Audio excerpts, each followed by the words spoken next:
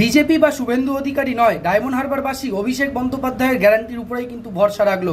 2 লক্ষের বেশি ভোটে এগিয়ে এই মুহূর্তে অভিষেক বন্দ্যোপাধ্যায় ডায়মন্ড হারবার থেকে, যার কাছাকাছি একেবারে কোনো রাজনৈতিক দলই নেই।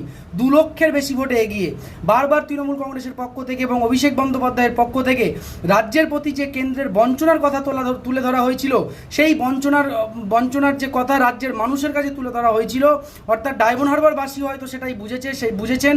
সেই কারণেই হয়তো অভিষেক বন্দ্যোপাধ্যায় তিনি কিন্তু ডায়মন্ড হারবার থেকে এত বেশি ভোটে কিন্তু এগিয়ে রয়েছেন এবং রেজাল্ট বলছে যে ডায়মন্ড হারবারে অভিষেক বন্দ্যোপাধ্যায় আরও অনেক বেশি ভোটে কিন্তু লিড দিতে পারেন। এবং রাজ্যের অন্যান্য জায়গার পরিস্থিতিও খুব সংক্ষেপে আপনাদেরকে বলার চেষ্টা করব।